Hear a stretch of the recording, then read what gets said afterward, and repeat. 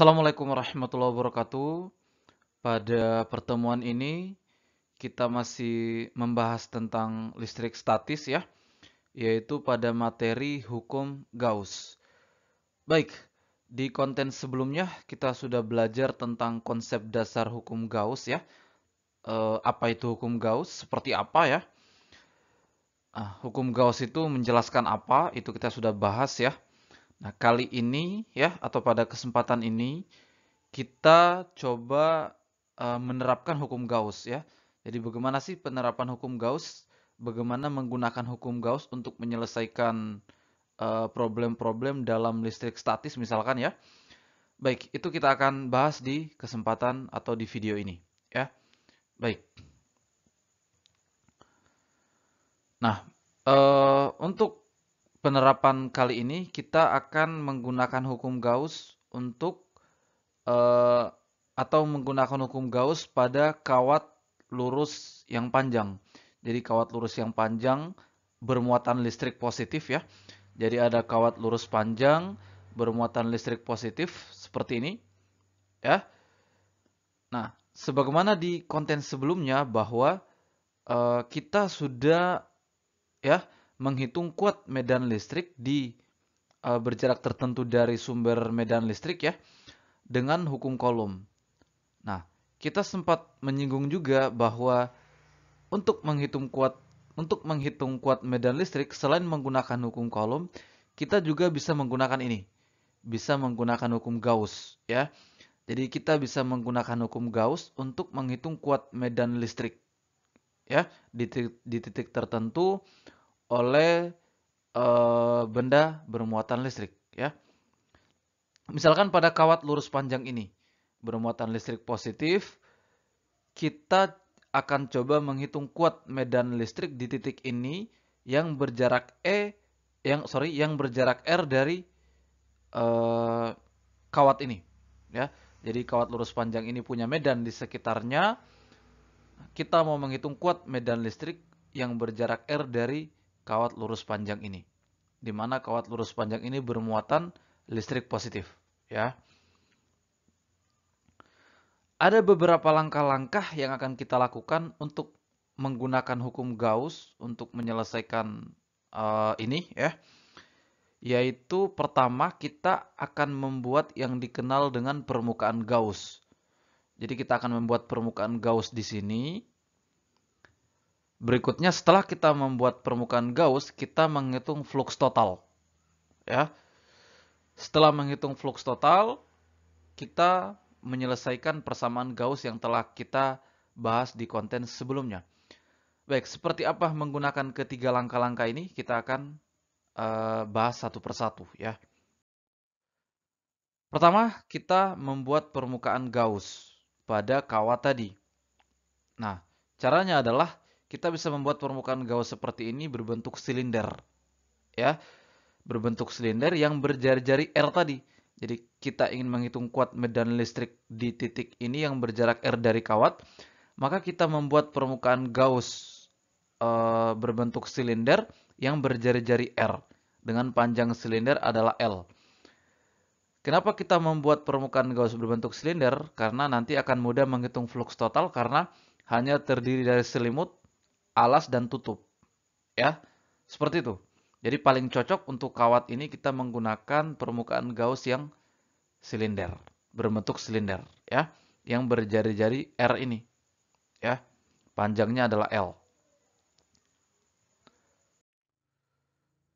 Baik, setelah kita membuat permukaan Gauss berbentuk silinder dengan jari-jari R ini, ya, berikutnya kita menghitung flux total. Flux itu adalah garis-garis medan listrik yang menembus suatu bidang permukaan tertentu yang telah kita bahas di konten sebelumnya ya. Silahkan kalian simak. Kalau kita ingin menghitung flux total, maka ini terdiri dari flux alas, flux tutup, dan flux selubung atau selimut.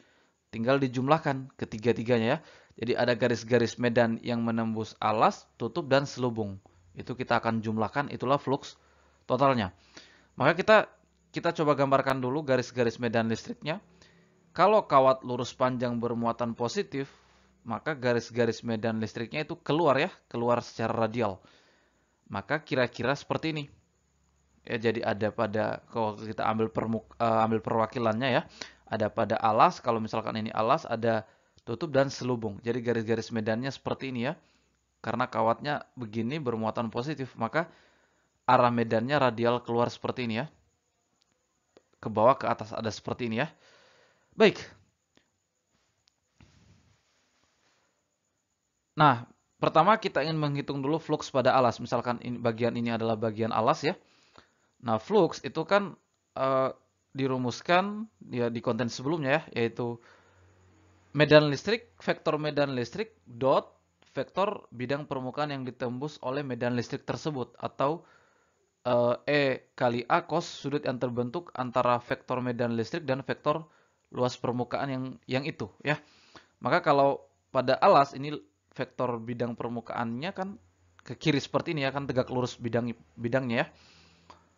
Maka kalau kita misalkan vektor di medan listrik di alas ini adalah E1, maka E1 kali A1 cos sudut yang terbentuk antara E1 dan A1 ya ini 90 derajat ya.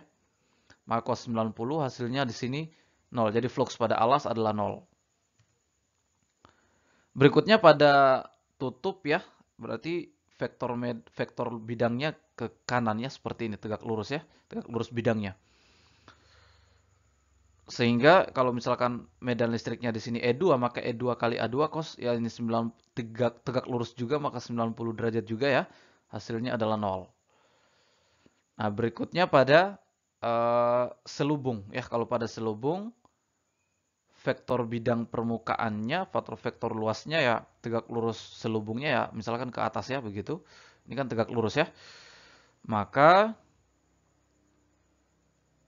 kalau misalkan medan listrik di situ E3, maka E3 kali A3 cos ya, karena ini sejajar ya dengan vektor medan listriknya ya 0 ya, 0 derajat, membentuk sudut 0 derajat, atau menjadi E3A3. Inilah flux pada selubung. Sehingga flux totalnya ya, flux totalnya adalah ini.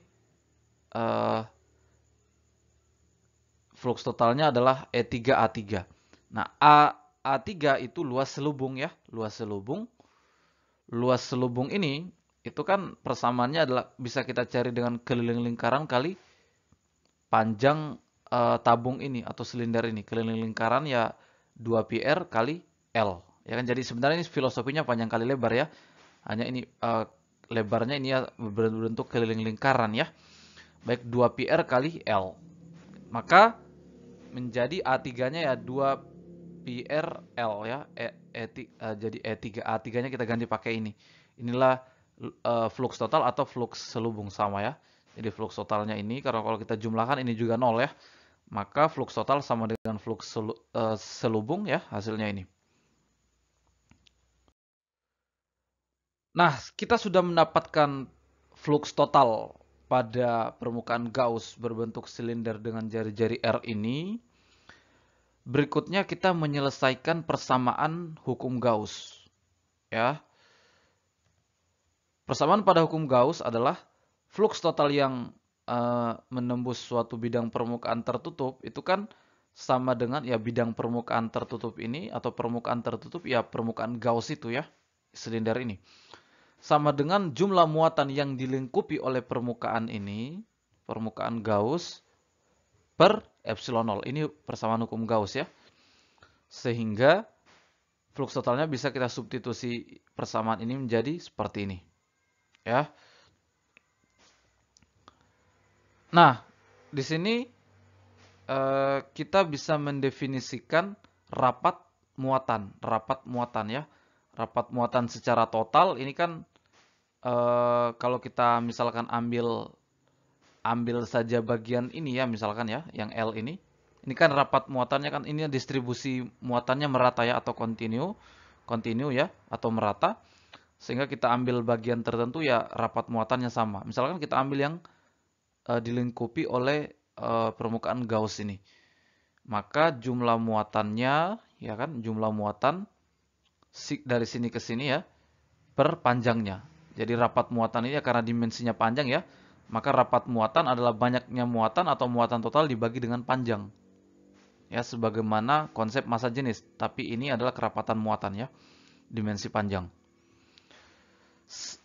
Dari persamaan ini kita bisa dapatkan medan listrik di titik R ini. Tidak lain adalah E3 ini ya, kuat medan listrik di titik R. Yaitu E3 sama dengan, ini jadi pembagi, jadi seperti ini. Inilah kuat medan listrik di titik R ini akibat kawat lurus panjang ini. Yaitu total muatannya, ya, total muatan dilingkupi oleh permukaan Gauss ini per 2πr L epsilon 0. Ya. Sama dengan, ya, kalau kita sigma Q ini kita ganti menjadi Q besar, artinya muatan total, ya jadi seperti ini ya. Jadi seperti ini.